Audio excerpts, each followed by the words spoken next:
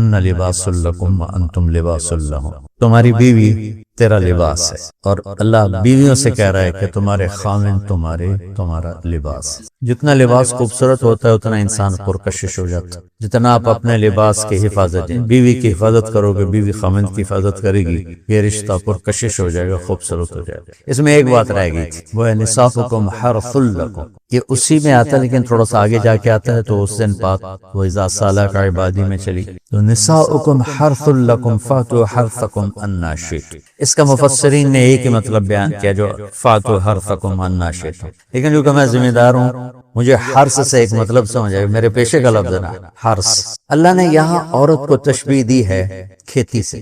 میری آنکھ اس ماحول میں کھلی جہاں ہم پشتوں سے ذمہ دار چلے آ، درخت جب پھل نہیں دیتا ہے تو ذمہ دار اس کو ڈنڈے مارتا ہے، اس کو گالیاں نکالتا ہے۔ کس طرح ذمہ دار ایک پودے کو پروان چڑھاتا ہے، یہ ہے تمہاری ذمہ داری اپنی بیوی، چونکہ تم نہیں کسی کے گھر گئے، تمہارے گھر کسی کی بیٹی آئی ہے، ماں چھوڑ کے، باپ چھوڑ کے، بہنیں چھوڑ کے، بھائی چھوڑ کے، سہیلیاں چھوڑ کے، اور اپنی ترتیب زندگی کو توڑ کر ایک بول پر تیرے گھر آئی ہے، تو پاگل تو آتے ہی اس کے ساتھ بدتمیز ہو رہا ہے، کبھی گالیاں دیتا ہے، کبھی تانے دیتا ہے، کبھی تیری ماں اسے کچھ سناتی ہے، کبھی تیرا ابا اسے کچھ سناتا ہے، کبھی تیری بہنیں اسے کچھ سناتی، تو نے کھیتی کی راکھی کیا کرنی تھی، تو نے تو کھیتی کو آگی لگا کے رکھ، تو یہ فصل کیسے دے گی تو گندا دانا اس میں سے نکلے گا۔ تو عورت کو اللہ تعالیٰ نے زمین سے تشبیہ دی، اور اس سے آنے والی اولاد کو کھیتی سے اللہ تعالیٰ نے تشبیہ دی، اور زمین سے کھیتی لینے کا ایک طریقہ ہے، ہل چلتا ہے،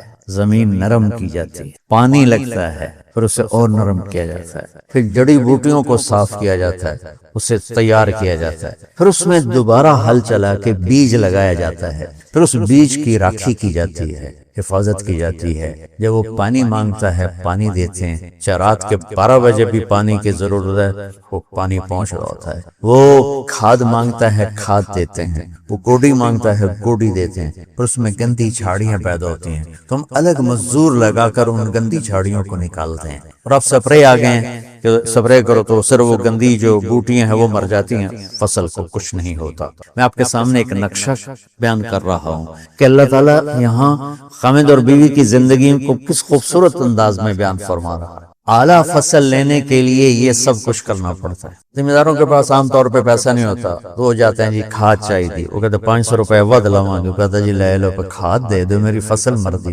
تو پھر اسے سپرے کرنا ہوتا ہے تو اس کے پاس پیسے نہیں ہوتے، پھر وہ سپرے والے کے پاس جائے، یہ نہیں کہتا پیسے کو نہیں دفع کرو، آپ پہ ہوندی تو ہوئے نہیں ہوندی تو نہ ہوئے، ایسا پاگل کوئی ذمہ، چاہے 1 ایکڑ کا ہو چاہے 100 ایکڑ کا ہو، پھر وہ کہتا ہے جی کھاد چاہیے، یوریا، وہ کہتا وہ سپرے کی دوا چاہیے، ڈبے دے پیچھے 200 روپے زیادہ لواں گا، اچھا جی لے لے جی چلے کپا آ جاندی میں دے دیواں گا، وہ ادھار پہ مہنگا سامان اٹھاتا ہے اور اس کی ضرورت کو پورا کرتا ہے۔ وہ گندم کو یہ نہیں کہتا، کپاس کو یہ نہیں کہتا میرے کو پیسے کوئی نہیں، میں نہ تینوں پانی لا سکنا، نہ کھاد دے سکنا، نہ سپرے کر سکتا، تو پھر مکھیاں ہی مارے گا، روٹی تو بونی لبنی۔ عورت کی زمین میں محبت کا حل چلاؤ، اپنے رات کے آنسوں سے اس کو پانی لگاؤ، اپنے اخلاق کے ذریعے سے اس میں بیج ڈالو، پھر اس کو عزت دے کر، احترام دے کر اس فصل کی آبیاری کرو، اس کو اوپر چڑھاؤ۔ اس میں جو گندی جھاڑیاں ہو گئی، کبھی یہ ادھر سے گندا آئے گا، کبھی ادھر سے گندگی آئے گی، کبھی ساس کی طرف سے، کبھی سسر کی طرف سے، کبھی بہنوں کی طرف سے، کبھی لڑکی کے ماں باپ کی طرف۔ بعض لڑکی کے ماں باپ ایسے بے وقوف ہوتے ہیں کہ اپنی بیٹیوں کا گھر اجاڑ دیتے ہیں، شادی کرنے کے بعد بھی بیٹی کو اپنے حکم پر چلانے کی کوشش کرتے ہیں، تو خاوند کہاں برداشت کرتا ہے؟ شادی کے بعد بیوی پر ماں کا حق نہیں ہے، باپ کا حق نہیں ہونے کا مطلب ہے کہ پہلے اب خاوند کا حق ہے، پھر ماں باپ کا حق ہے۔ ماں کچھ کہے، خاوند کچھ کہے تو اسے خاوند کی اطاعت کرنی ہے، ماں کی نہیں، ماں کی نہیں۔ لیکن کچھ والدین ایسے ہیں جو اپنے بیٹیوں کو اوپر بات کر دیتے ہیں، پیچھے سے ڈوریں ہلا ہلا ہلا، ایسے کیسز چھوڑے۔ زیادہ جو مسئلہ ہے وہ سسرالی مسئلہ ہے، تو اس میں وہ جو گندی جھاڑیاں پیدا ہوتی ہیں نا، ان کو وہ سلیقے سے نکالتا رہے، نکالتا رہے، نکالتا رہے، نکالتا رہے، اور اس کی حفاظت کرتا رہے۔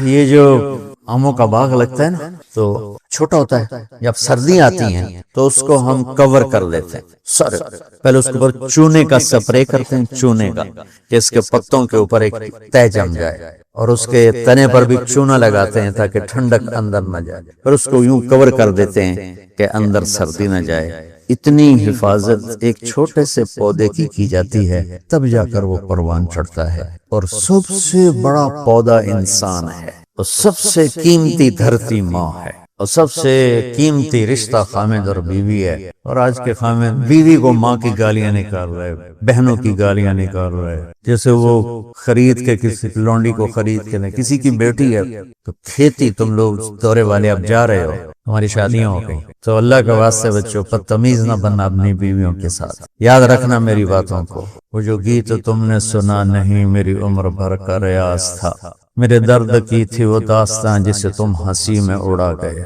کہیں ایسا نہ کر دینا میری باتوں۔ اگر اپنی زندگی کو خوبصورت دیکھنا چاہتے ہو، عالیشان دیکھنا چاہتے ہو، اپنے اخلاق اچھے کر، چونکہ بیوی کی بات ہو رہی، ورنہ ہر رشتے میں اسی کی ضرورت۔ ماں کا رشتہ ہے، محبت دینی پڑے گی، باپ کا رشتہ ہے، محبت دینی پڑے گی، بہنوں کا رشتہ ہے، بھائیوں کا رشتہ ہے، اولاد کا رشتہ ہے۔ اگر اولاد پر ہی ڈنڈے برساؤ گے تو تم سے متنفر ہو جائے۔ میرے نبی نے کبھی یوں اپنے نواسوں کو ٹچ بھی نہیں کیا تھا، ایسے بھی نہیں، روزانہ جا کے ان کو ملتے سینے سے لگاتے، اپنی نسبتوں کو منتقل کیا حسنین کی طرح، واعظ نصیحت نہیں کی۔ بہت سے بچے علماء کے، تبلیغ والوں کے، نیک لوگوں کے ضائع ہو گئے کہ بچے کا ذوق نہیں دیکھا، بس حافظ بنانا ہے، عالم بنانا ہے، حافظ بنانا ہے، عالم بنانا ہے۔ بناؤ حافظ، بناؤ عالم، خالی ذوق دیکھ لو۔ اگر نہیں ہے تو اچھا مسلمان بناؤ، یہی کافی ہے۔ اگر زبردستی چلایا تو وہ بچہ نہ دین کا رہے گا، نہ دنیا کا رہے گا، نہ مدرسے کا رہے گا، نہ تبلیغ کا رہے گا۔ یہ لاکھوں مثالیں میرے سامنے۔ تو اولاد پر بھی جبر کرو گے تو باغی ہو جائیں۔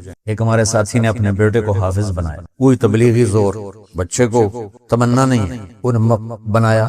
جو اس کا سر نکل آیا اس کا اور اس کی شادی ہونے لگی تو اس کے والد نے کارڈ چھپوایا، حافظ فلاں فلاں، انہیں سارے کارڈ جلا دی۔ جلانے کا مطلب پھینکوا دیا، کہ نئے سرے سے کارڈ چھپواؤ اور حافظ کا نام کٹاؤ، حافظ کا نام کٹا کے میرے کارڈ چھپاؤ۔ یہی فیصل آباد کا وقت ہے۔ تو تمہارے ساتھ عالم کا لفظ لگا ہوا، تم کہو گے میری اولاد بھی عالم ہو۔ 6 مہینے کی اولاد، اس کے سر پہ بڑی ساری ٹوپی ہوئے، جی چاہے تو اسے داڑھی بھی کاٹ لو ہوتی دوسری۔ تو اتنے بچوں کے سر پہ ٹوپیاں چڑھائی ہوتی ہیں۔ ان کی فطرت کی زندگی، ان کو کھیلنے دو، انہیں ٹائم دو، انہیں دیکھو یہ کدھر موڑ رہے ہیں، جس طرف ان کا دھارا جا رہا ہے۔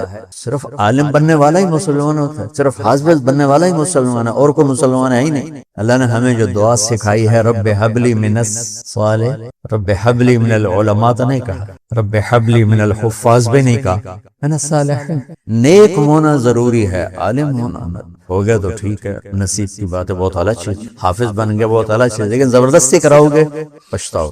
زندگی کے تمام شعبوں کو زندہ کر۔ ایک اور آیت سورۃ آل عمران کی ہے، یہ سارے دین کی روح ہے اور یہ دین کا مرکزی نقطہ ہے، مرکزی نقطہ۔ جیسے گاڑی ہوتی ہے نا، اس کا بیلنس کیا جاتا ہے تو پھر وہ صحیح چلتی ہے۔ اس کا ایک نقطہ ہوتا ہے، اس پر آ کر چاروں ٹائروں کو ایک جیسے زاویے پر جمع کرنا ہوتا ہے، پھر وہ صحیح چلتی ہے۔ اگر وہ بیلنس آؤٹ ہو جائے تو وہ سوزوکی ہو یا لینڈ کروزر ہو، وہ سیدھے نہیں چلے گی، کبھی یوں ہو جائے گی، کبھی یوں ہو جائے گی، کبھی یوں، وہ خود بھی تھکے گی اور مسافر کو بھی تھکائے گی۔ تو ہر چیز کا سینٹر پوائنٹ جب صحیح ہوتا ہے تو چیز صحیح چلتی ہے۔ اسلام کا جو مرکزی نقطہ اور پوائنٹ ہے وہ نرمی ہے، شدت نہیں، وہ نرمی ہے۔ وہ عبادات اور باقی ساری چیزیں اپنی اپنی جگہ پر، لیکن ان سب کو جوڑنے والی جو چیز ہے وہ نرمی ہے۔ یہ میں نے کہاں سے لیا؟ میں ایک دفعہ جا رہا تھا پاناما، تو سورہ کہف کو دیکھ کے پڑھ رہا تھا، ویسے مجھے یاد ہے میں دیکھ کے پڑھ رہا تھا۔ تو جب میں وَلْيَتَلَطَّفْ پر پہنچا تو حاشیے میں لکھا تھا نصف القرآن۔ تو میں ایسی تھوڑی دیر سوچ میں پڑا کہ یہ اللہ تو قادر ہے، یہاں کوئی لفظ لا سکتے تھے اللہ تعالیٰ، یہ کیوں لائے؟ وَلْيَتَلَطَّفْ، حد سے زیادہ نرمی کا معاملہ کرنا۔ وہ جو روٹی لینے میں گیا ترکی میں، ترسوس ایک جگہ ہے جہاں اردن والے بھی دعویٰ کرتے ہیں کہ یہاں سے اصحاب کہف، میں نے وہ بھی دیکھا ہے، اور ترکی والے بھی کہتے ہیں، میں نے وہ بھی دیکھا ہے۔ تو ترکی والا قرآن کی تعبیر سے زیادہ جوڑ کھاتا ہے، اردن والا جوڑ نہیں کھاتا ہے۔ اس کا وَلْيَتَلَطَّفْ، اے بھائی کوئی پاؤ تاؤ کے چکر میں نہ پڑنا، بڑی نرمی سے، پیار محبت سے روٹی لے کے آجا، بھوک لگی۔ اور صیغہ مبالغہ کا ہے، تلطف، تفاعل، مبالغہ اور تکلف۔ تو تمہارے اندر اگر سختی ہے پھر بھی تم با تکلف نرمی کرو، ہمارے اندر شدت ہے پھر بھی اپنے اوپر نرمی طاری کرو۔ تو یہاں سے مجھے یہ بات سمجھ میں آئی کہ پوری شریعت کا سینٹر پوائنٹ قرآن ہے، اور قرآن کا سینٹر پوائنٹ نرمی ہے، وَلْيَتَلَطَّفْ۔ اب ہمارے ڈانٹ ڈپٹ کو بزرگی سمجھا جاتا ہے، ڈانٹ ڈپٹ کو تربیت سمجھا جاتا ہے، استاد شاگرد کو ڈانٹ رہے ہیں، پیر مریدوں کو ڈانٹ رہے ہیں، امیر مامور کو ڈانٹ رہے ہیں، والدین اولاد کو ڈانٹ رہے ہیں، اور میرا اللہ کہہ رہا ہے نرمی۔ اب آیت سنو، یہ بات سمجھ میں آ گئی؟ اب آیت سنو، اللہ تعالیٰ فرما رہا ہے اپنے محبوب سے، فَبِمَا رَحْمَةٍ مِّنَ اللَّهِ لِنتَ لَهُمْ وَلَوْ كُنتَ فَظًّا غليظ القلب لانفضوا من حولك فاعف عنهم واستغفر لهم وشاورهم في الأمر فإذا عزمت فتوكل على الله إن الله يحب المتوكلين۔ لنت لهم برحمت اللہ، یہ ہونا چاہیے جو نحو کا قاعدہ، فعل پہلے ہوتا ہے اس کے متعلقات بعد میں ہوتے ہیں، تو لنت لهم برحمت اللہ، آپ اللہ کی رحمت سے نرم ہو کے اپنی امت کے لیے۔ لیکن اللہ تعالیٰ نے فبما، اللہ نے اپنے نبی پر جتنے احسان قرآن میں بتلائے ہیں، الم یجد کا یتیما فآوى ووجدک ضالا فہدی ووجدک عائلا فاغنی الم نشرح لك صدرك ووضعنا عنك وزرك الذي انقض ظهرك ورفعنا لك ذكرك انا اعطيناك الكوثر هو الذي أيدك بنصره وبالمؤمنين۔ اب قرآن میں دیکھو وَكَانَ فَضْلُ اللَّهِ عَلَيْكَ كَبِيرًا، اللہ نے قرآن میں اپنے نبی پر جو احسان کیے وہ بتائے اور جتلائے تھے، ہم نے آپ کے ساتھ یہ کیا یہ کیا۔ یہ احسان جیسے اللہ نے بتایا ہے نا اپنے نبی کو، یہ احسان نرمی والا جس طریقے سے بتایا، اس طریقے سے کسی احسان کو ذکر نہیں۔ فَبِمَا، میرے ہاتھوں کو دیکھ، ہم جب کہتے ہیں بہت بڑا، اس سے آگے تو ہمارے ہاتھ نہیں جاتے نا۔ تو میرا ایک بھتیجا تھا تو دیر سے بولا، جب وہ گاڑی پہ ہوتا تو ہم کہتے کس چیز پر آئے ہو، تو وہ یوں یوں کرتا، اور جب وہ بس پہ آتا تو ایسے ایسے کرتا، ایسے کہ بھئی بس بڑی ہوتی ہے نا تو اس کا یوں اشارہ کرتا، اور گاڑی چھوٹی تو اس کا یوں اشارہ کرتا۔ تو فبما، یہ جو فبما رحمہ ہے نا، یہ زمین آسمان سے بھی باہر نکل گیا ہے، اور مشرق و مغرب سے پار ہو گیا، شمال جنوب سے پار ہو گیا، فوق تحت سے پار ہو گیا ہے۔ اللہ تعالیٰ فرما رہے ہیں میرے محبوب، میری اتنی بڑی رحمت آپ پر آئی جس کو آپ کے رب کے سوا کوئی نہیں جانتا، اور پھر آپ نرم ہو گئے، نرم ہو۔ ان اللہ لا يعطي على الرفق ما لا يعطي على العنف، اللہ جو نرمی پہ دیتا ہے وہ سختی پہ نہیں دیتا۔ لو كان الرفق خلقا لما رأى الناس خلقا احسن منه، نرمی کی کوئی شکل ہوتی تو اس سے حسین کائنات میں کوئی شکل نہ ہوتی، جنت کی حور سے بھی اعلیٰ شکل ہوتی۔ وَلَوْ كَانَ الْعُنْفُ خَلْقًا لَمَا رَأَى النَّاسُ خَلْقًا أَبْغَضَ مِنْهُ، اور اگر بد اخلاقی کی، سخت مزاجی کی کوئی شکل ہوتی تو وہ شیطان سے بھی زیادہ خوفناک ہوتی۔ امام اسماعیل رحمۃ اللہ علیہ بڑے علامہ گزرے ہیں اور قرآن کی بڑی خدمت کی ہے لغت کے لحاظ سے، تھے انتہائی بدصورت، کوڑا سیاہ اور حبشی ٹائپ، کہنے کہ زندگی میں کبھی دھوکہ نہیں کھایا سوائے ایک دفعہ ایک لڑکی نے مجھے ایسا بیوقوف بنایا کہ میرے 14 طبق روشن کر دیے کہ میں جا رہا تھا تو ایک خوبصورت لڑکی نے مجھے مسکرا کے اشارہ کیا، کہنے بھائی کوئی میرے اوپر بھی عاشق ہے تو میں اس کے پیچھے چل پڑا، وہ آگے آگے میں پیچھے پیچھے، وہ آگے آگے میں پیچھے پیچھے۔ بازاروں میں چلتے چلتے ایک مصور کی دکان پہ پہنچے تو اس نے مصور سے یوں اشارہ کیا اور آگے چلی گئی، وہ آگے چلی گئی تو میں حیران ہو گیا۔ میں نے کہا بھائی یہ کیا چکر ہے؟ کہا جی یہ بچی کل میرے پاس آئی تھی کہ مجھے شیطان کی فوٹو بنا کے تو میں نے اسے کہا بیٹی میں نے تو شیطان دیکھا نہیں، تو مجھے دکھا تو میں اس کا فوٹو بناؤں، تو آج تمہیں لے کر کہہ رہی تھی یہ ہوتا ہے ایسا ہوتا ہے۔ تو اگر سختی کی کوئی شکل ہوتی نا تو شیطان سے بھی بدصورت ہوتی۔ ہماری زندگی میں جو آئی ہیں نا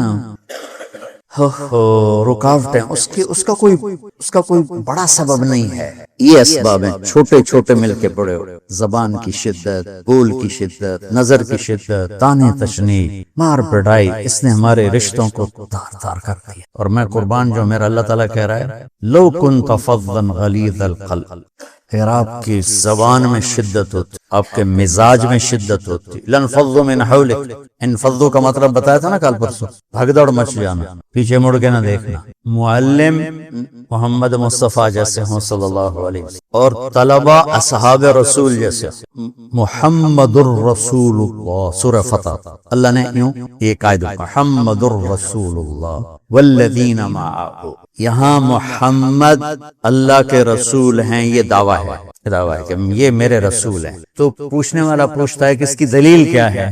تو اللہ کہتا ہے اس کے ساتھیوں کو دیکھ لو، ایسے ساتھی صرف نبی کے ہوتے ہیں اور کسی کے نہیں ہوتے۔ والذین معاہ، معیت بہت بڑا شرف ہے، اور وہ کیسے ہیں؟ اشداء علی الکفار ہیں، رحماء بینہم ہیں۔ وہ کیسے ہیں؟ تراہم رکعا سجدا، کوئی سجدوں میں گڑ گڑا رہا، کوئی رکوع میں گڑ گڑا رہا۔ اور اخلاص ایک باریک چیز ہے جس کو موت سے پہلے ہم دعویٰ نہیں کر سکتے کہ میں جو کچھ کر رہا ہوں اخلاص سے کر رہا ہوں، لیکن وہ اتنے اللہ کے قریب ہوئے کہ اللہ نے ان کے اخلاص کی خود گواہی دی، یبتغون فضلا من اللہ ورضوانا۔ میں صرف قرآن سے صحابہ کو بتا رہا ہوں۔ تتجافى جنوبهم عن المضاجع يدعون ربهم خوفا وطمعا۔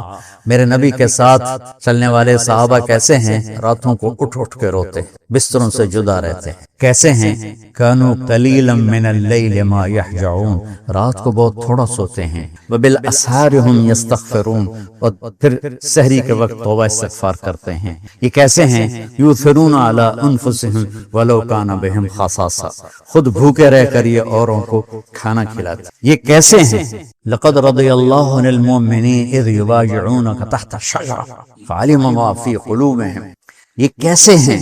یہ قرآن صرف بتا رہا ہے کہ صحابہ، آخری بات درجہ بندی کی، لا یستوی منکم من انفق من قبل الفتح وقاتل۔ میرے محبوب، آپ کے صحابہ کے دو ہیں جماعتیں، ایک وہ ہیں جو فتح مکہ سے پہلے ایمان لائے، اور ایک وہ ہیں جو فتح مکہ اور اس سے آخر تک ایمان لائے۔ یہ جو بعد والے ہیں نا، یہ پہلے والوں کے برابر نہیں ہو سکتے۔ اللہ نے فرق مراتب رکھا ہے۔ اتنے بڑے مقام کے لوگ، لفظ کیا آ رہا ہے؟ لن فضوا من حولی، یہ آپ کو چھوڑ کے بھاگ جاتے۔ سختی اتنی بڑی بلا ہے کہ اتنے دھرتی نے کسی نبی کے ایسے ساتھی نہ دیکھے نہ دیکھے، اور ایسے عظیم انسان دنیا میں نہ آئے نہ آئیں گے۔ انبیاء کے بعد عظیم ترین انسانوں کا ٹولہ، لیکن وہ بشر تھے، ان سے خطائیں ہوئیں، ان سے گناہ ہوئے، پر اللہ نے کہا جاؤ ہم نے معاف کر لیا۔ کلا وعد اللہ الحسنی، جاؤ سب کے لیے جنت ہے۔ تو میرا اللہ کہہ رہا ہے میرے محبوب، اور اب تھوڑے سے احادیث سے سن لو۔ اب نے کہا ابو بکر جنتی، عمر جنتی، عثمان جنتی، علی جنتی، طلحہ جنتی، زبیر جنتی، سعد بن ابی وقاص جنتی، عبد الرحمن بن عوف جنتی، ابو عبیدہ بن جراح جنتی، سعید بن زید جنتی۔ بلال، جب جنت میں جاتا ہوں تیرے پاؤں کی آہٹ اپنے آگے آگے سنتا ہوں۔ جس نے جنتی عورت کو دیکھنا ہو ام رومان کو دیکھ لی۔ مناقب صحابہ اٹھا کے دیکھو، میرا ایک امتی آئے گا جنت کے دروازوں پر تو 8 دروازے کھل کے کہیں گے مرحبا، ادھر آ جائیں، ادھر ادھر۔ سلمان فارسی ایسے ہوئے، یا رسول اللہ کون ہے یہ؟ تو ہم نے کہا یہ بیٹھا ہے ابو بکر، اس کو جنت کے 8 دروازے پکاریں۔ عمر، ایک محل دیکھا بہت عالیشان، میں سمجھا میرا ہے۔ جب جانے لگا تو فرشتے نے کہا آپ کے غلام عمر بن خطاب کا ہے۔ عثمان، جنت میں ہر نبی کا رفیق ہے، میرا رفیق تو ہے۔ پھر حضرت علی کا ہاتھ پکڑ کے کرتے کرتے کرتے یہاں لگا لیا، علی تو بھی خوش ہو جا، جنت میں تیرا گھر میرے گھر کے سامنے ہے۔ طلحہ زبیر، ہر جنتی کا ایک خادم، میرے 2 خادم طلحہ اور زبیر۔ تو اس ایک لائن لگی پڑی ہے، اور میرا اللہ کہہ رہا ہے میرے محبوب اگر آپ کے مزاج میں شدت ہوتی تو ایسے عظیم الشان لوگ آپ کو چھوڑ کے بھاگ جاتے۔ بچو کیا کرو، سنا سنا کے بھی تھک گیا۔ ایک بلبل ہے کہ ہے محو ترنم اب تک، اس کے سینے میں ہے نغموں کا تلاطم اب تک، قید موسم سے طبیعت رہی آزاد اس کی، کاش گلشن میں کوئی سمجھے فریاد اس کی۔ میں تو پچھلے 20 سال سے فریاد کر رہا ہوں، او بھائیو نرمی اختیار کرو، محبتیں اختیار کرو، نفرت ہو، اختلاف کرو، نفرت تو نہ کرو۔ بیوی سے اختلاف ہو گیا ہے تو نفرت تو نہ کر، بیوی بخامن سے ہو گیا ہے نفرت تو نہ کر، بہن بھائیوں میں ہو جاتی اونچ نیچ، نفرت تو نہ کرو، سلام دعا ختم۔ تو آپ فارغ ہونے والے ہو، یہ اسباق یاد رکھو گے تو آپ ہی کو فائدہ ہوگا انشاءاللہ۔ پھر جہاں جاؤ گے گلاب کے پھول کی طرح مہکو گے۔ چمن میں بہت سے پھول ہوتے ہیں، لیکن جہاں گلاب کھلا ہوتا ہے سب کی نظر وہیں جا کر ٹکتی۔ تو اگر آپ نے میں نے یہ اخلاق بنا لی، یہ نرمی اپنے اندر پیدا کر لی، تو اللہ کی قسم گلاب کے پھول کی طرح مہکو گے بھی صحیح۔ دنیا میں انسان جب آتا ہے تو وہ بالکل جاہل ہوتا ہے۔ اس کو اللہ کی کتاب یوں بتاتی ہے، واللہ اخرجکم من بطون امہاتکم لا تعلمون شیئا۔ اللہ نے تمہیں ماں کے پیٹ سے نکالا، تم کچھ بھی نہیں جانتی۔ کہ جو آج آپ مختلف ڈگریوں کے ساتھ بیٹھے ہیں یا مختلف نسبتوں کے ساتھ بیٹھے ہیں، ان میں سے کوئی ایک نسبت ہمارے ساتھ نہیں تھی. لا تعلمون شیئا، تم کچھ نہیں جانتے تھے، یہ نسبت تھی ہمارے ساتھ. اچھا ہم نے زور لگا کے کچھ پڑھا بھی لیا تو اللہ اس کا بھی تھوڑا آپریشن کر کے فرماتا ہے وما اوتیتم من العلم الا قلیلا. پھر جو کچھ تمہیں دیا گیا، جو کچھ تم نے لیا نہیں فرمایا دیا گیا، کیونکہ علم دینے والا صرف اللہ ہے. کتابوں سے علم نہیں آتا ہے، وہ تو ایک ذریعہ ہے. علم علیم اللہ کی ذات ہے. تو آگے علم دو طرح کے ہیں بچوں، جو انسان سیکھتا ہے وہ دو طرح کا علم ہے. ایک علم وہ ہے جو میری ضرورت ہے، میرے اس چند دن زندگی کے لیے جن چیزوں کی مجھے ضرورت ہے ان کا سیکھنا بھی فرض ہے کہ ہم غیروں کے غلام نہ بنیں. ہم خود تراشتے ہیں منازل کے سنگ میل، ہم وہ نہیں ہیں جن کو زمانہ بنا گیا. ہم اپنے علم کے پیچھے خود جان کھپاتے ہیں. ایک دور تھا کہ کیمسٹری پڑھنے کے لیے عربی کا جاننا لازمی تھا، چونکہ سارے علوم کیمسٹری عربی زبان میں تھے. لیکن یہ تو پدر من سلطان بود ہو گیا، قصہ پارینہ ہو گیا، اس کو آج میں کیا دو رہا ہوں. اب ایک علم ہے ضروریات زندگی کا، ایک علم ہے مقصد زندگی کا. ان دونوں کو بیلنس کر کے چلنا ہے. مقصد زندگی کا علم کیا ہے؟ جو قرآن میرے رب نے اتارا، انا انزلناہ فی لیلۃ القدر، جو میرے رب نے کہا ذالک الکتاب لا ریب فیہ، جو میرے رب نے کہا تفسیر الکتاب لا ریب فیہ، جو میرے رب نے کہا انہ لقول فصل وما هو بالہزل، جو میرے رب نے کہا تنزیل من الرحمن الرحیم، کتاب فصلت آیاتہ قرآنا عربیا لقوم يعلمون بشيرا ونذيرا فعارض اکثرهم فهم لا يسمعون، جو میرے رب نے کہا تنزیل ممن خلق الارض والسماوات العلا الرحمن على العرش استوى له ما في السماوات وما في الارض وما بينهما وما تحت الثرى وان تجهر بالقول فانه يعلم السر واخفى، جو میرے رب نے کہا لو انزلنا هذا القرآن على جبل لرأيته خاشعا متصدعا من خشیت اللہ، جو میرے رب نے کہا کہ یہ کتاب تقشعر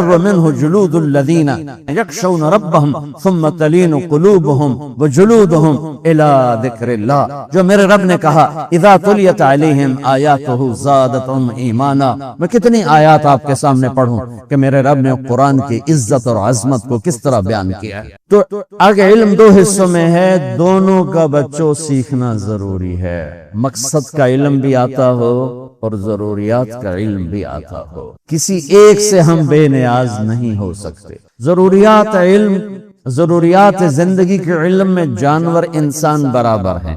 جانور کو اپنی غذا کا پتہ ہے، جانور کو اپنے پرہیز کا پتہ ہے، جانور کو اپنے دشمن کا پتہ ہے، جانور کو اپنے دوست کا پتہ ہے. اس علم میں ہم ان کے ساتھ شریک ہیں، برابر کے شریک ہیں. جو مقصد زندگی کا علم ہے وہ انسان کا امتیاز ہے کہ وہ اللہ کو پہچانے، وہ نبیوں کو پہچانے، وہ آخرت کو پہچانے، دنیا کا بے ثبات ہونا پہچانے. تمہارے جیسے چند بچے کشتی کی سیر میں چڑھ گئے تو وہ ملا سے پوچھنے لگے چاچا تمہیں کیمسٹری آتی ہے؟ اس نے کہا پتر میں تو نہ ہی آج سنے. انہوں نے کہا تیری ادھی زندگی گئی. دوسرے نے کہا چاچا تجھے فزکس آتی ہے؟ کہا پتر میں تو آج ہی نہ سنے. کہا تیری ادھی زندگی گئی. تیسرے نے پوچھا چاچا تجھے سوشیالوجی آتی ہے؟ کہا بیٹا میں تو آج ہی نہ سنے. کہا تیری ادھی زندگی گئی. اتنے میں موج اٹھی. تو ملا نے پوچھا پترو تیرنا بھی سکھیا ہے؟ وہ آکھن لگ گئے کوئی نہیں سکھیا. کہ پترو میری ادھی گئی تو ساری گئی. تو میرے عزیزو اگر آپ میرے نبی کا اتارا کا لایا ہوا علم نہیں سیکھو گے تو تمہاری ساری گئی. اس علم کا جاننا بھی ضروری ہے، اس علم کی تحقیق ریسرچ بھی ضروری ہے، لیکن یہ میں حیوانیت سے اوپر نہیں دے جاتا. ہم اور جانور اس میں برابر ہو جاتے. آپ کو پتا میں ہندو بندر کو مقدس جانتا. تو ایک گاؤں میں بندر بہت زیادہ تھے، وہ تنگ کرتے تھے اور اس میں مسلمان بھی رہتے تھے. انڈیا کی بات تو مسلمانوں نے نا ان سے جان چھڑانے کا طریقہ ڈھونڈا. انہیں آٹے میں زہر ملا کے روٹیاں پکا کے چھت پر ڈال دی. جب بندر آئے تو سوچنے لگے پہلے تو ٹوکروں سے نکالتے تھے، آج دسترخوان لگا ہوا ہے. خیر تو ہے. آپ حیران ہوں گے کسی ایک بندر نے روٹی کو ہاتھ نہیں لگایا، سب واپس چلے. تھوڑی دیر گزری تو 4 بوڑھے بوڑھے بندر، بہت بڑے بڑے پروفیسر علامہ ان کے ساتھ، وہ آئے اور باقی سارے بندر بیٹھ گئے، انہوں نے روٹی کو توڑا اور سونگا ان چاروں نے، پھر کوئی آنکھوں میں اشارے کی، یہ سارے بندر واپس چلے گئے۔ تھوڑی دیر کے بعد لوگوں نے دیکھا کہ ہر بندر کے ہاتھ میں ایک پتے دار ٹہنی، اور وہ بھاگے چلے آ رہے آئے ان بڑے بندروں نے روٹیاں ان میں تقسیم کی اور ساتھ وہ ٹہنی، روٹی کھاتے گئے، اوپر سے پتے چباتے گئے، روٹی کھاتے گئے، پتے چباتے گئے، اور کہتے ہو کہ کل بھی پکا کے رکھا جائے، سانو پتہ ہے تسی زہر ملایا ہے۔ یہ علم تو جانور کے پاس بھی، اتنی کیمسٹری تو جانور بھی جانتے۔ مجھے جو جانور سے اوپر لے جاتا ہے علم، وہ ہے میرے رب کا علم، میرے نبی کا علم۔ انہو لقول فصل وتمت کلمۃ ربک صدقا وعدلا لا مبدل لکلماتہ وہو السمیع العلیم۔ وہ علم وہ ہے جو مجھے یہ پتہ دیتا ہے کہ میرا بنانے والا کون ہے۔ اب لاکھوں کتابیں پڑھ لو، اب اس چھوٹے سے سوال کا جواب نہیں ڈھونڈ سکتے، مجھے کس نے پیدا کی، میرا بنانے والا کون؟ اور میرے رب کا قرآن پہلے سطر میں کہتا ہے الحمدللہ رب العالمین، پہلی سطر میں تعارف کراتا ہے کہ کائنات کا رب اللہ، زمینوں کا رب اللہ، ہواؤں کا رب اللہ، آسمانوں کا رب اللہ، رب السماوات والارض، زمین آسمان، مشرق اور مغرب کا رب اللہ، رب المشرق والمغرب لا الہ الا ہوا فاتخذہ وکیلا، مشرقین مغربین کا رب اللہ۔ یہ علم کامل ہے، یہ علم راسخ ہے، اس علم کو چیلنج نہیں کیا جا سکتا۔ اللہ تعالیٰ پوری دنیا کے علم کو کہتا ہے هل عندکم من علم فتخرجوه لنا، جو علم تمہارے پاس ہے اس علم کو تیرا رب جب چاہے بدل دے، جب چاہے اس کو کھوٹا کر دے۔ ساری دنیا کا علم متفق ہے۔ آگ جلاتی ہے، ابراہیم علیہ السلام 40 دن آگ میں بیٹھے ہوئے، احلا ایام ہی، سب سے بہترین دن زندگی کے، جب آگ نے جلایا کیوں نہیں، آگ نے بھسم کیوں نہیں کیا، آگ نے راک کیوں نہیں بنایا؟ اللہ نے ہمارے علم کو یوں کاٹا پھیر دیا، قلنا یا نار کونی بردن والسلاما، اے آگ ٹھنڈی ہو جا۔ ساری دنیا کا علم ہے کہ شادی ہوتی ہے یا حرام ہوتا ہے تو بچہ پیدا ہوتا ہے، بچہ پیدا ہونے کے 2 راستے ہیں، ایک حلال ہے نکاح، ایک حرام ہے بدکاری، اس سے ہی بچہ پیدا ہوتا ہے اور اس کے علاوہ کوئی راستہ نہیں ہے۔ اور میرے اللہ نے یوں کاٹا پھیرا اس پر کہ معصوم نوجوان دوشیزہ حضرت مریم تنہا فتمثل لہا بشرا سویا، جبریل ایک خوبصورت نوجوان کی شکل میں آئے اور مجھے دیکھو، اے یہاں سے پکڑا، یہاں سے آستین سے، اور یوں کیا، ایک پھونک ماری، ادھر پھونک لگی اور ادھر 9 مہینے کا بچہ پیٹ میں تیار ہو۔ اللہ نے ہزاروں سال کی انسانی تجربہ گاہوں کو یوں زیرو کر کے دکھا دیا کہ فعال لما یرید، تیرا رب جو چاہے کر کے دکھا۔ میرے عزیزو، اپنے علم پر بھی محنت کرنا کہ ہماری ڈگری لینے لوگ یہاں آئیں۔ آپ نہ فخر سے کہو کہ میں ہارورڈ جا رہا ہوں اور کیمبرج جا رہا ہوں اور آکسفورڈ جا رہا ہوں، وہاں کے لوگ بفخر سے کہیں بحریہ جا رہے ہیں، اور اس کے ساتھ وہ علم جو مجھے میری زندگی کا مقصد سمجھائے، ملاح کی بات کی طرح کہیں ساری نہ چلی جائے کہ بچوں اپنے اللہ کو پہچانو کہ میرا خالق میرا اللہ ہے، لا الہ الا اللہ، مجھے اس کی مان کے چلنا ہے۔ اللہ تعالیٰ نے ایک جگہ سورہ فتح میں دعویٰ کیا ہے کہ محمد میرے رسول، محمد الرسول اللہ، یہ خبر بھی ہے دعویٰ بھی، محمد میرے رسول۔ دعویٰ کی دلیل ہوتی ہے تب جا کے دعویٰ قبول ہوتا ہے، ٹھیک ہے؟ تو دلیل کیا ہے بغو آپ کو بتا، والذین معاہ، یہ دلیل ہے۔ صحابہ کی جو شان اس چھوٹے سے جملے میں اللہ نے بیان کر دی ہے، اللہ نے صحابہ کو اپنے نبی کی نبوت پر بطور دلیل پیش کہ اس ہستی کی سنگت میں رہنے والے لوگوں کو دیکھو، ان صفات والے لوگ صرف نبی کی صحبت سے بنتے ہیں اور کسی کی صحبت سے نہیں بنتے، لہذا میرے دعوے میں کھلی ہوئی سچائی ہے کہ محمد میرے رسول ہیں۔ دلیل کیا ہے کہ محمد آپ کے رسول ہیں؟ تو اللہ نے کہا والذین معیت، صحبت کسی صحابی کے ساتھ حضرت اور علامہ اور زبدۃ الاولیاء اور بقیت السلف اور حجت الخلف، اتنا پیر وڈا نہیں ہوتا جتنے ہوتے لقب وڈے ہوں، یہ تکلفات عجب۔ تو اللہ نے کہا میرے نبی کی نبوت کی دلیل کیا ہے؟ والذین معہ، یہ دلیل کہ جو اس کی سنگت صحبت میں موجود ہیں وہ ایسے لوگ ہیں کہ وہ نبی ہی بنا سکتے۔ کیا ان کی صفات ہیں؟ سب سے پہلی صفت ہی صحبت ہے، یاد رکھ، جو اشداء اور رحماء یہ بعد میں آ رہا ہے، ان کی جو سب سے پہلی صفت ہے وہ صحبت نبی ہے کہ انہوں نے اپنے نبی کی صحبت کو اس طرح ترجیح دی ہر چیز پر کہ ہر چیز کو قربان کر دیا اپنے نبی کی صحبت۔ تو اس سے آپ بھی ایک نیک صحبت میں ہو۔ ایک ہے کسی ولی کامل کی صحبت مل جائے، کوتواٹ ڈھونڈنے سے بھی نہیں ملتی کہ وہ خانقاہی نظامی درم برم ہو کے رہ کے، اس کا بدل ہے تبلیغ میں جانا، مدرسے کے ماحول کو غیبت سے بچانا، جھوٹ سے بچانا، حسد سے بچانا، بغض سے بچانا۔ تو یہ بھی ایک ماحول آپ کو ولی کامل کا درجہ دے دیتا ہے۔ پھر چھٹیوں میں آپ کو کہتے ہیں جماعت میں جاؤ تو 10-12 مسلمانوں کا کٹھے چلنا اور خیر کی بات پہ جمع ہو کے چلنا اور اللہ کے پیغام کو سناتے ہوئے چلنا، یہ ایک کامل ولی کے قائم مقام ہو جاتا ہے، جس کی وجہ سے چلہ لگنے سے مزاج اور ہو جاتا ہے، نہ لگنے سے مزاج اور ہوتا ہے۔ تو ساری زندگی جہاں کہیں آپ کو اللہ کے نیک بندے ملیں، ان کی صحبت سے مستغنی نہ ہونا، بے نیاز نہ ہونا، فائدہ ہوتا۔ وہ اس دور وہ نہ وہ عشق میں رہیں گرمیاں، نہ وہ حسن میں رہیں شوخیاں، نہ وہ غزمی میں تڑپ رہی، نہ وہ خم ہے زلف ایاز میں۔ تو نہ ایسے مرید رہے نہ ایسے پیر رہے، لیکن پھر بھی جو بھی کہیں تمہیں نیک اللہ کے بندے ملیں، ان کے پاس بیٹھنا، ان کی صحبت۔ تو خیر ہم بات کر رہے تھے کہ اللہ کے نے دعویٰ کیا کہ میرے محمد میرے نبی ہیں، محمد رسول اللہ۔ نشانی کیا ہے؟ دلیل کیا ہے؟ کہ دلیل ہے جو ان کے ساتھ رہتے۔ میں نے پہلے بھی شاید یہ واقعہ سنایا تھا، ہیچ چیزیں خود بخود چیزیں نشد، ہیچ آہن خنجرے تیغے نشد، ہیچ حلوائی نشد استاذ کار، تا غلام شکر ریزے نشد، مولوی ہرگز نشد مولا روم، تا غلام شمس تبریزے نشد۔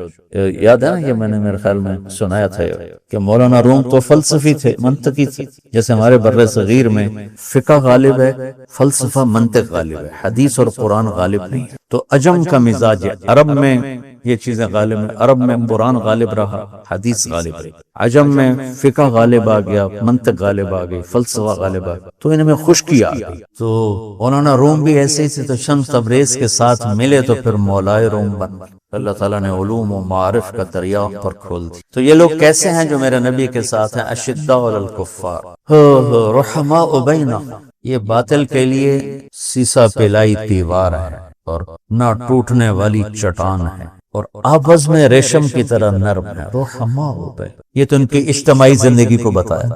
اجتماعی زندگی بنتی ہے اخلاق سے، تو رحماء بینہم، اور اس میں مضبوطی آتی ہے عبادات سے، تو تراہم رکعا سجدا، تم دیکھو گے کہ وہ کبھی رکوع میں کبھی سجدے میں۔ پھر بندگی بنتی ہے اخلاص سے، تو یبتغون فضلا من اللہ ورضوانا، تو عبادت کا نور چہرے پہ آتا ہے، اخلاق کا نور چہرے پہ آتا ہے۔ جیسے شراب پینے والا کا چہرہ بتاتا ہے شرابی ہے، نشہ کرنے والے کا چہرہ بتاتا ہے نشہ کرتا ہے۔ نماز اور اخلاق کو بنانے والے کے چہرے پہ ایک ملاحت ہوتی ہے، ایک کشش ہوتی ہے، تو سیماہم فی وجوہہم من اثر السجود۔ تو میرے عزیزو، یہ ہیں وہ صفات جس پر اللہ نے اپنے نبی کے ساتھیوں کو اپنے نبی کی نبوت پر بطور دلیل پیش کی۔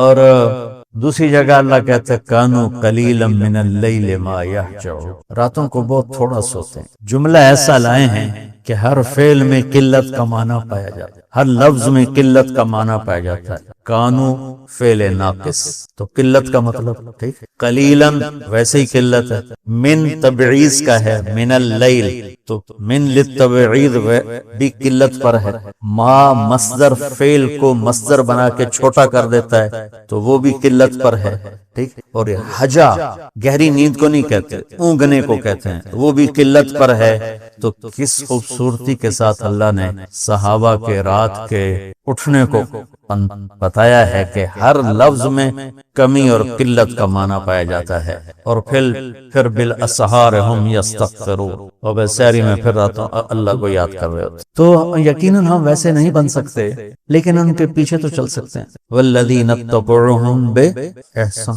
تو وہ بھی اس فضیلت میں آ جائیں گے۔ صحابہ کو پرکھنے کا جو معیار ہے وہ تاریخ نہیں ہے، یا قرآن ہے یا حدیث پاک۔ صحابہ میں اللہ نے خود دو درجے بنائے، ایک درجہ ہے فتح مکہ سے پہلے ایمان لانے والوں کا، ایک درجہ ہے فتح مکہ اور اس سے آخر تک ایمان لانے والوں کا۔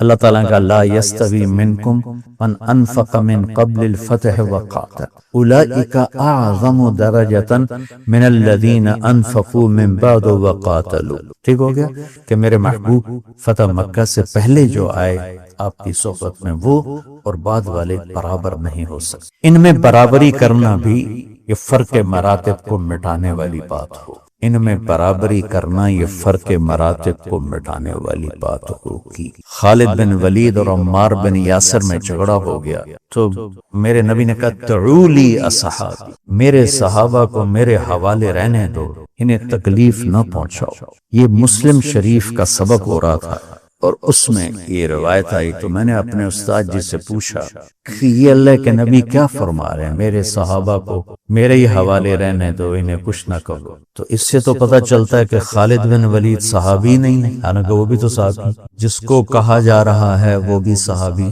جس کے بارے میں کہا جا رہا ہے وہ بھی صحابی، اور کہنے کا انداز ایسا ہے کہ ایک کو صحبت سے نکال رہے ہیں اور ایک کو داخل کر رہے ہیں۔ دعو لی اصحابی، میری بات سمجھ میں آ رہی؟ خالد بن ولید خود کتنے بڑے صحابی ہیں، سیف اللہ۔ تو میں نے استاد جی سے سوال کر دیا، پھر اگلے دن انہوں نے بتایا کہ اس میں صحابی ہونے کی نفی نہیں، مرتبے کی نفی ہے، کہ جس مرتبے کی صحبت عمار کی ہے اس مرتبے کی صحبت خالد کی نہیں، جس مرتبے پر صحبت میں عمار کھڑے ہیں اس مرتبے پر خالد نہیں کھڑے، تو ان دونوں کو برابر نہ کرو، ان دونوں کو برابر نہ کرو۔ تو صحابہ میں دو طبقے تو اللہ نے خود بنائے، اور پھر مہاجرین، پھر اہل بدر، اہل احد اور صلح حدیبیہ والے، یہ سب الگ الگ مقامات کے لوگ ہیں۔ تو ایک برابری اللہ نے سب کے ساتھ کر دی، وہ کیا ہے؟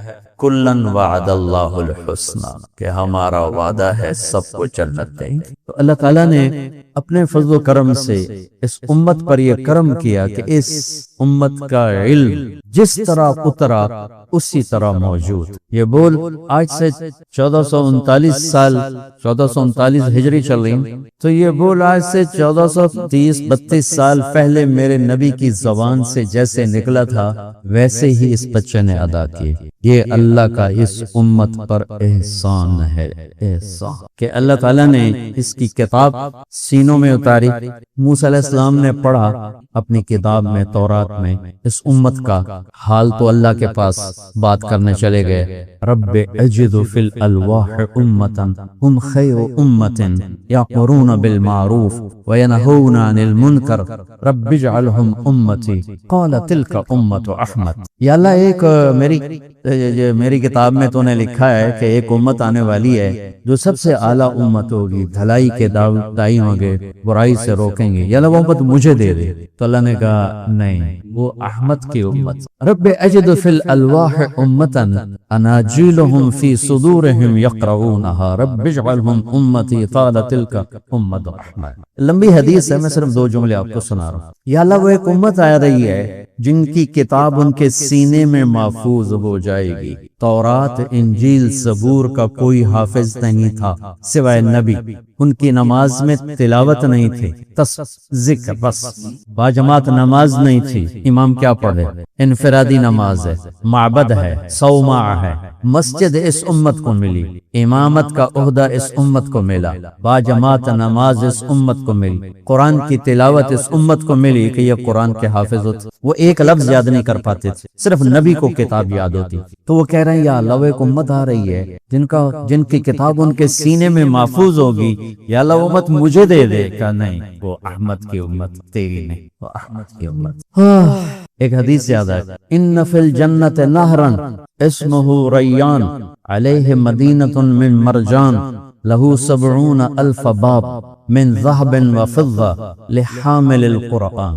جنت میں ایک نہر ہے، ہم وہ نہر کا ترجمہ نہری کر لیتے ہیں، نہر عربی میں دریا کو کہتے ہیں، دریا کو، تو ہم وہ جنت کی نہریں نہیں ہیں، دریا ہیں، دریا، انہار من ماء غیر آسن، ایک نہیں بے شمار پانی پاکیز خوشبودار پاکیزہ کے دریا، اور وہ پانی کیا ہے؟ ایک قطرہ، یہ میں نے اندر انگلی لے کر گیا، اوپر تری لگ گئی، اب پانی کوئی نہیں، پانی کی تری ہے۔ جنت کے دریاؤں میں پانی سب سے ہلکی چیز ہے، باقی اس سے اعلیٰ پانی سب سے ہلکی چیز۔ جنت کے دریا کے چشمے کے پانی میں انگلی ڈبوئے اور پہلے آسمان پہ بیٹھ کے اس انگلی کو یوں کر لے تو پوری کائنات میں خوشبو پھیل جائے گی، تو وہ معین اور سلسبیل اور رحیق اور کافور اور زنجبیل اور تسنیم، وہ کیا چیز ہے؟ تو دریا ہے پانی کے، دریا ہے دودھ کے،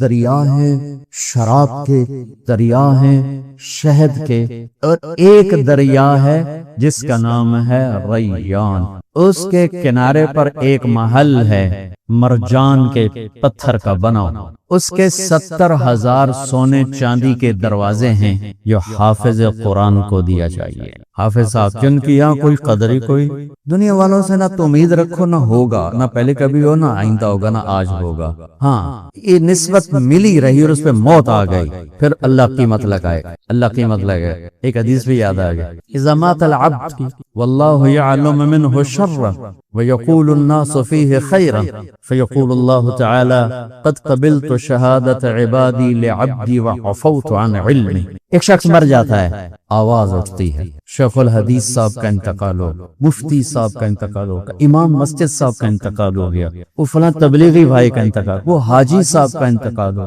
اس طرح خیر مؤذن صاحب کا انتقال ہو، ایک آواز اٹھتی ہے لوگوں میں اس کی اچھائی کی، مختلف نسبتوں سے یہ پیش ہوتا ہے اور ہے کام خراب، تو اللہ تعالیٰ اسے فرماتے ہیں مجھے تو پتہ ہے تو غلط آدمی، واللہ یعلم منہ شرا، مجھے پتہ ہے تو غلط آدمی، لیکن یہ میرے بندے کہہ رہے ہیں تو بڑا نیک آدمی، تو چل میں اپنے علم کو چھوڑتا ہوں، اپنے بندوں کے علم پہ فیصلہ کر کے تجھے معاف کرتا جاؤ۔